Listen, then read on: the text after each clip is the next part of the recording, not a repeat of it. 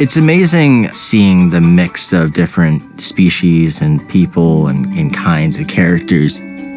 We're in these incredible, fantastic worlds and planets. Because this franchise is so large and so huge and so tremendous, there are many stories that have yet to be told. Take 9, Mark. Set a course for Bogano. When you're working inside of the motion capture volume, you have cameras on the ceilings, on the sides, and on your face. And they're capturing every single bit of your biomechanics. We can literally run and chase each other and jump and take swings at each other. So it's the closest to playing in my backyard at 8 years old of any job I've ever had. Action. Please welcome Cameron Monaghan to the stage. I'm Cameron Monaghan. I play Cal Kestis in Star Wars Jedi Fallen Order. Cal was a young Jedi Padawan during Order 66 when all of his kind were murdered. He escaped and managed to hide out on the scrap planet of Bracca. He became a scrap worker and someone in hiding and someone kind of paranoid and fighting for his life. What's this? A Bracca scrap rack playing Jedi. And also he's rough around the edges, and I think he kind of does like to fight too.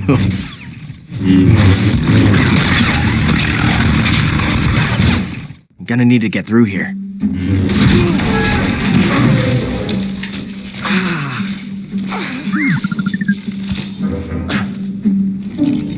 Healing stim.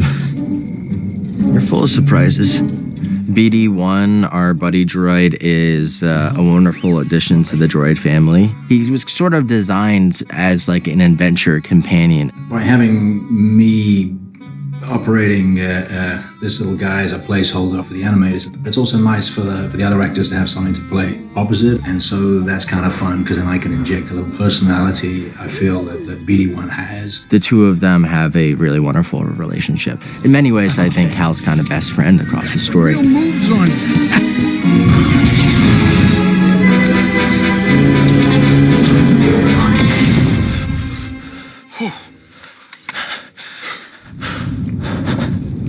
Okay, shut that thing off and grab some seed.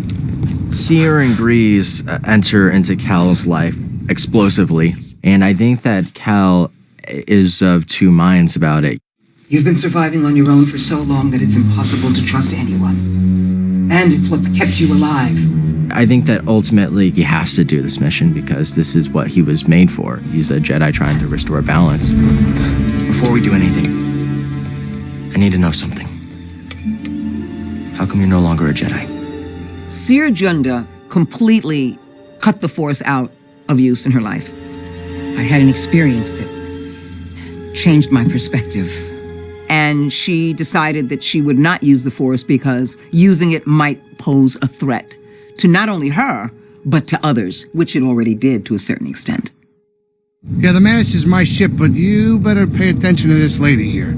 Grease Dritus is not, let's say, the most affable Lateron. He's had some hardship in life. He doesn't trust people too much. What is that? Get off my sofa! I hope you found something better out there than this droid. Oh, calm down, Grease. He's got something he's running from, and it puts our hero in a very precarious position. Let's see what he's got. Damn it, Grease. But, by the way, a nice guy. Heart of gold. This place seems abandoned, but... You trespass, Jedi. Hi, my name's Tina IVLEV. I play Marin in Star Wars Jedi Fallen Order. You must be a Night Sister. Dothamir is forbidden to you. Leave at once. Easy. She's from a coven that is extinct now. She's the last of her kind. She can raise the dead pretty much whenever she wants. Cal and Marin come from a similar background of loss. They both experienced watching those that they care about die. She's spent her entire life growing up believing that the Jedi are responsible for killing her sisters. They will have their revenge. Marin has a wall up in a similar way that Cal does at the start of the story. It takes him proving himself over and over and over and over again for her to realize, like, okay, maybe this guy is telling the truth. That was really fun for me to play because Marin is socially, like, she doesn't understand, like, what a normal relationship between people looks like. Sorry. Who was that back there? Imperial Inquisitor. She's a Force user hunting Jedi survivors. My name is Elizabeth Grullon, and I play the second sister.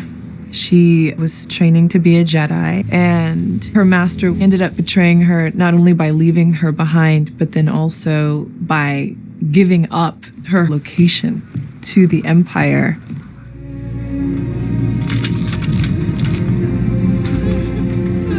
It plays out in such an angry and powerful way when she becomes a second sister. What it taught her is to love is to die, and to kill is safety. She was tortured to the point in which psychologically and emotionally the damage had been done. She's already lost everything, so she doesn't care about dying. There's a recklessness. It's like, I'll jump on the top of your ship and bring it down while I'm on it. Like, I don't care. I'm doing a dialect as the character, which just came to me very naturally. Who is your master? Padawan? Someone I killed, perhaps? She really enjoys hurting and wounding, so I wanted to hear that pleasure in her voice.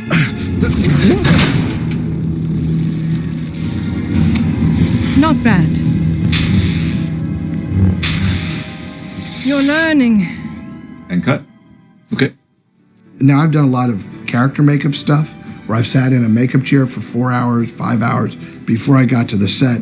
Getting to put greased dritus on and not have to go to the makeup chair, that's an extraordinary gift. The cast and crew become such a family. We do warm-ups together before every rehearsal. We have breakfast and lunch together every day. So it feels like, hey, like, these are my people. I hope that people walk away with a really wonderful sense of these characters, of the adventure and story that they've been along for the journey with.